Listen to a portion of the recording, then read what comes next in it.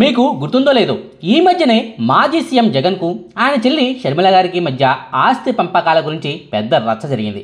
సొంత తల్లి తోడబుట్టిన చెల్లి మీదే జగన్ కోర్టుకెక్కారు. నా సొంత చెల్లి అన్న ప్రేమాభిమానాలతో గతంలో చెల్లికి కొంత ఆస్తిని రాసిద్దామనుకున్నాను, కానీ అప్పటి ప్రేమలు ఇప్పుడు లేవు. నేను అప్పట్లో ఇద్దామనుకున్న ఆస్తిని నాకు తెలియకుండానే వాళ్ళ పేర్ల మీద ట్రాన్స్ఫర్ చేసుకున్నారు. నా కంపెనీల్లో వాటాలను, షేర్లను వాళ్ళు రాసుకున్నారు.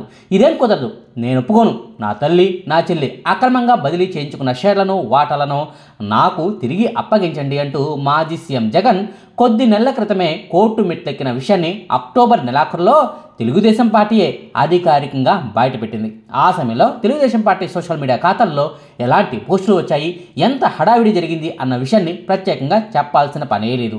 భూమి బద్దలైపోయే న్యూస్ రాబోతుందంటూ ఓసారి, తెలుగు ప్రజల ఒత్తిడి మేరకు ఆ వార్తను ముందే ఇస్తున్నామంటూ మరోసారి, ఇలా ప్రతి గంటకోసారి వరుస అప్డేట్స్తో అందరిలోనూ ఉత్కంఠ రేపి మరీ తల్లి చెల్లిపైనే జగన్ కోర్టుకెళ్లాడంటూ అసలు విషయాన్ని ఓ ఆటం బాంబులా పేల్చారు.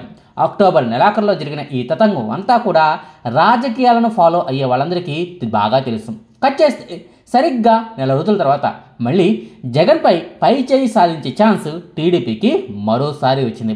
తిరుపతి లడ్డూ కల్తీ గురించి కానీ, తల్లి చెల్లిపై కేసులు వేసిన సందర్భంలో కానీ, జగన్ గురించి, ఆ పార్టీ గురించి ఓ ప్రత్యర్థి పార్టీగా ఎంత రచ్చ చేయాలో అంతా చేసిన టీడీపీకి మరోసారి అలాంటి అవకాశం లభించింది. కానీ తీరా చూస్తే సోషల్ మీడియాలో అసలు ఎలాంటి అలికిడీ లేదు. గతంలో చాలా విషయాల్లో తెలుగుదేశం పార్టీ ఎమ్మెల్యేలు మొదలుకొని మంత్రులు, ఎంపీలు, అధికార ప్రతినిధులు, చివరకు చంద్రబాబు నాయుడు గారితో సహా జగన్ మీద, జగన్ పార్టీ మీద అవకాశం దొరికినప్పుడల్లా ఎన్నో విమర్శలు చేశారు, ఎన్నో విషయాలను బయటపెట్టారు. జగన్ మీద ఎంతో పోరాటం చేశారు. దాని ఫలితంగానే ఇప్పుడు తెలుగుదేశం పార్టీ అధికారులకు వచ్చింది. సీఎం హోదాలో ఉన్న జగన్ చేసిన అక్రమాలను బయటపెట్టడం, ఎన్నెన్ని తప్పులను చేశారన్నది జనాలకు అర్థమయ్యేలా చేయడం అనేది వాస్తవానికి తెలుగుదేశం పార్టీకి రాజకీయంగా మైలేజీ కలిగించే అంశమే. కానీ అలాంటి అవకాశాన్ని తెలుగుదేశం పార్టీ చేతులా వదులుకుంటోంది. అన్నీ తెలిసి కూడా మౌనంగా ఉంటుంది.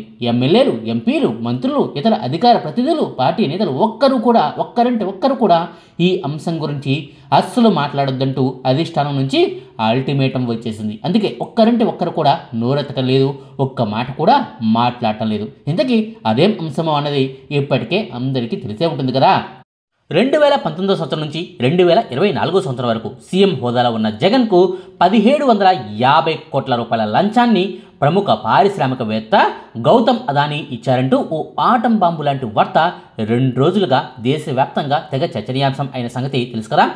ఈ కేసులో గౌతమ్ అదానీ అరెస్టుకు కోర్టు వారెంట్ కూడా జారీ అయిందన్న సంగతి కూడా తెలుసు కదా. నిజానికి గౌతమ్ అదానీపై ఇలాంటి కేసు మన దేశంలో కలలో కూడా నమోదవదు. కేంద్రంలో మోడీ సర్కారు ఉన్న అదృష్టవశాత్తు భవిష్యత్తులో యూపీఏ సర్కారు వచ్చినా కూడా గౌతమ్ అదానీ లాంటి వ్యాపారవేత్తలపై ఇలా ఓ కేసు అసలు నమోదయ్యే ఛాన్స్లే తక్కువగా ఉంటాయి. అయితే ఇప్పుడు ఈ కేసు నమోదైంది భారత్లో కాదు, అగ్రరాజ్యం అమెరికాలో. అమెరికాలోని కంపెనీల నుంచి, అమెరికా బ్యాంకుల నుంచి, అమెరికాలోని అంతర్జాతీయ పెట్టుబడిదారుల నుంచి పెద్ద ఎత్తున డబ్బులను సేకరించి భారత్లో తమ కంపెనీల నుంచి కరెంటును కొనుగోలు చేసేందుకు ఒప్పందాలు కుదుర్చుకోవడానికి ఆ డబ్బులనే ఇటు జగన్తో సహా మరో 3 రాష్ట్రాల్లోని అధికారులకు లంచాల రూపంలో ఇచ్చారంటూ అమెరికాలో కేసు నమోదైంది. ఈ కేసు విషయంలో ఫైనల్గా ఏం తిరుగుతుంది, నిజంగానే అదానిని అమెరికా అరెస్ట్ చేయగలదా అన్న విషయాలను తర్వాత చెప్పుకుందాం. కానీ ముందుగా అసలు ఈ కేసు విషయంలో ఏపీలో జరుగుతున్న వింత పరిణామాల గురించి మనం మాట్లాడుకుందాం. నిజానికి ఈ కేసును, అందులోని అంశాలను జాగ్రత్తగా పరిశీలిస్తే ఈ కేసులో మొట్టమొదటి దోషి అదానీ కాగా ఆయన తర్వాత అత్యధికంగా లాభపడింది, ఎక్కువగా లంచాలను పుచ్చుకున్నది ఆనాడు సీఎం హోదాలో ఉన్న జగన్మోహన్ రెడ్డి.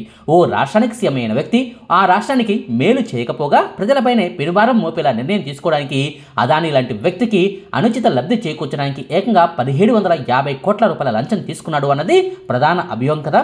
మరి అలాంటి వార్తను, ఇలాంటి విషయాన్ని ఆయన ప్రత్యర్థి పార్టీలైన Telugu Desam party, Janasena party, BJP party ఎలా ఉపయోగించుకోవాలి? రాజకీయంగా జగన్ను భారీ దెబ్బ కొట్టే ఈ అరుదైన అవకాశాన్ని ఆ పార్టీలు అసలు వదిలిపెట్టకూడదు కదా.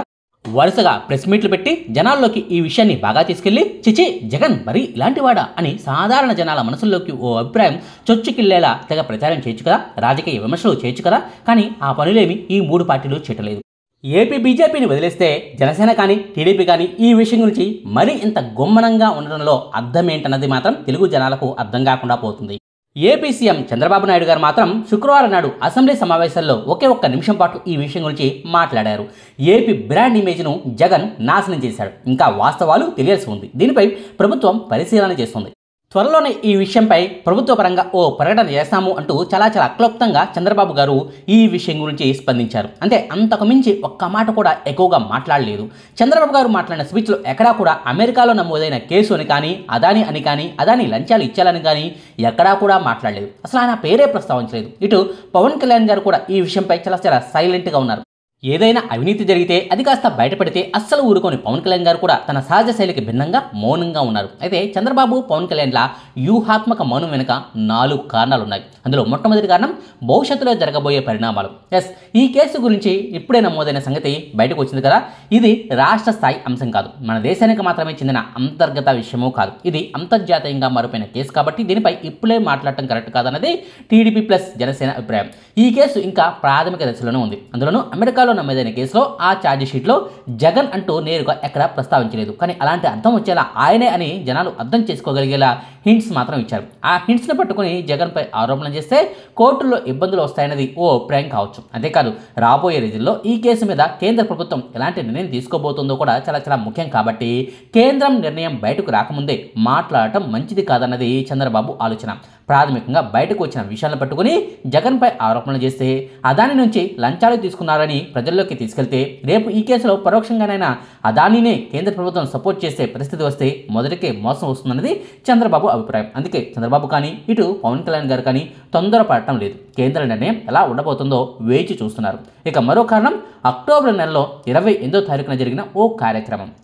సీఎం హోదాలో చంద్రబాబు గారు అదానీ గ్రూప్కు సంబంధించి Adani exports limited MD Rajesh అదానీతో పాటుగా గౌతమ్ అదానీ కొడుకు కరణ్ అదానీని కూడా చంద్రబాబు కలిశారు.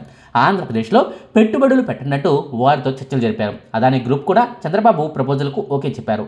Amaravati inner ring road, data సెంటర్లు, ఆర్టిఫిషియల్ ఇంటెలిజెన్సు, ఐటీ, గనులు, పోర్టులు, పర్యాటకం వంటి గను రంగాల్లో ఆంధ్రప్రదేశ్లో వేల కోట్ల రూపాయల పెట్టుబడులకు సిద్ధంగా ఉన్నామని ప్రకటించడమే కాకుండా లక్షల మందికి ఉపాధి కల్పిస్తామని కూడా ఓ ప్రకటన విడుదల చేశారు. ఏపీ సర్కారుతో కలిసి పనిచేస్తామని కూడా అదానీ గ్రూప్ ప్రకటించింది. అయితే ఇదంతా ప్రకటనల వరకే ఉంది, అమల్లోకి ఏది ఇంకా రాలేదు. ఏ ఒప్పందము ఇంకా జరగలేదు. కానీ సరిగ్గా నెల రోజుల క్రితం జరిగిన ఈ మీటింగ్ ఇప్పుడు టీడీపీ సర్కారుకి ఇబ్బందిని తెచ్చిపెట్టే ప్రమాదం ఉంది. తొందరపడి అదాని నుంచి మీరు లంచాలు తీసుకుని పోటులు కట్టిపెట్టారు, పవర్ను ఎక్కువకు కొంటున్నారంటూ ఆరోపణలు చేస్తే సరిగ్గా నెల రోజుల క్రితం మీరు చేసిందేంటి? అదాని కొడుకును మీరు ఎందుకు కలిశారు, ఎంత తీసుకున్నారంటూ వైసీపీ నుంచి కూడా రివర్స్ ఆరోపణలు చేసే ప్రమాదం ఉంది. అంతేకాదు గతంలోనూ అదాని కంపెనీలతో చంద్రబాబు సర్కారు చాలా ఒప్పందాలు చేసుకుంది. వాటి గురించి కూడా లేనిపోని ఆరోపణలు రావచ్చు. అవన్నీ కూడా నిజమేనని ప్రజలు భావించవచ్చు. అందుకే అనవసర రాద్ధాంతం చేస్తే మొదటికే మోసం వస్తుందని టీడీపీ మౌనంగా ఉందన్నది రెండో కారణం. ఇక ముచ్చటగా మూడో అంశం, ఎన్డీఏతో బంధాన్ని తెంచుకునే ఉద్దేశం చంద్రబాబుకు లేదు కాబట్టి. ప్రధాని నరేంద్ర మోదీ గారికి గౌతమ్ అదానీకి మధ్య సన్నిహిత సంబంధాలు ఉన్నాయి. వాళ్ళిద్దరూ చాలా క్లోజ్ ఫ్రెండ్స్. వాళ్ళిద్దరి మధ్య ఉన్న సత్సంబంధాల దృష్ట్యా ఈ కేసు విషయంలో ఎలా స్పందిస్తారో అన్నది టీడీపీకి అంత చిక్కటం లేదు. తొందరపడి ఏదైనా కామెంట్లు చేస్తే అది కాస్త మోదీకి ఆగ్రహాన్ని తెచ్చిపెడితే ఎన్డీఏతో బంధానికే ఎసరో తెచ్చిపెడుతుంది. పవన్ కళ్యాణ్ ఎంతో కష్టపడి టీడీపీని ఎన్డీఏలో చేర్చారు. అంతా సాఫీగా ఉంది. ఇప్పుడు ఈ కేసు వల్ల తమ బంధానికి ముప్పు రాకూడదని టీడీపీ భావిస్తుంది. అందుకే మధ్య మార్గంగా అంతర్జాతీయంగా చర్చనీయాంశమైన ఈ కేసు గురించి ప్రాంతీయ పార్టీలు ఇప్పుడు ఏమీ మాట్లాడలేవు. అది కరెక్ట్ కూడా కాదు. అన్ని విషయాలను ఆరా తీసి నిజాలను పరిశీలించిన తర్వాత స్పందిస్తా ఉంటూ ఈ విషయాన్ని దాట వేస్తున్నాయన్నమాట. ఇక నాలుగో అంశం, చంద్రబాబు తొందరపడితే జరిగే అనర్థం. జగన్ లంచాలు తీసుకుని కుదుర్చుకున్న ఈ ఒప్పందాలను రద్దు చేస్తున్నాం అని చంద్రబాబు ప్రకటిస్తే దానివల్ల రాష్ట్రం అంధకారంలో అయిపోతుంది. పవర్ కట్స్ నుంచి మొదలు పెడితే అత్యధిక ధరకు కరెంటును అప్పటికప్పుడు కొనుగోలు చేయాల్సిన పరిస్థితి రావడం వరకు, మళ్ళీ కొత్త కంపెనీలతో పీపీఎల్ను కుదుర్చుకోవాల్సిన రావడాల వరకు అన్నీ కూడా మళ్ళీ మొదటి నుంచి మొదలు పెట్టాల్సి వస్తుంది. సీఎం అయిన కొత్తలో ఇదే పవర్ ప్రాజెక్టుల మీద జగన్ ఆనాడు రివర్స్ టెండరింగ్ అంటూ గతంలో చంద్రబాబు తీసుకున్న నిర్ణయాలను ఏకపక్షంగా రద్దు చేశారు. దానివల్ల రాష్ట్రానికి ఆర్థికంగా చాలా నష్టం ఏర్పడింది. కరెంటు ఛార్జీలను కూడా పెంచాల్సి వచ్చింది. జగన్ అధికారాన్ని కోల్పోవడానికి కరెంటు బిల్లులు కూడా ఓ కారణమే అనేది పచ్చి నిజం. సో ఇప్పుడు మళ్ళీ అదానీ కంపెనీలతో కుదుర్చుకున్న ఒప్పందాలను చంద్రబాబు రద్దు చేస్తే దాని పర్యవసనంగా మళ్ళీ అలాంటి ముప్పే రాష్ట్రానికి వచ్చే ప్రమాదం ఉంది. అందుకే ఆ పీపీఎల్ను రద్దు చేసే ఉద్దేశంలో చంద్రబాబు లేరు. అందుకే అవినీతి జరిగిందంటూ అమెరికాయే మొత్తుకుంటున్నా సరే చంద్రబాబు పవన్ కళ్యాణ్లు మాత్రం మౌనంగానే ఉండాల్సి వస్తుంది. ఇవి చంద్రబాబు పవన్ కళ్యాణ్ల మౌనం వెనుక ఉన్న 4 కారణాలు. ఇక మరో విషయంలోకి వెళ్తే నిజంగానే అమెరికా అధికారులు వచ్చి అదానిని అరెస్ట్ చేసే ఛాన్సులు ఉన్నాయా అనే డౌట్ కామన్ ప్రజలకు రావడంలో తప్పేం లేదు. ఈ విషయంలో నా అభిప్రాయం ఏమిటన్నది కూడా ఇప్పుడు చెప్తాను.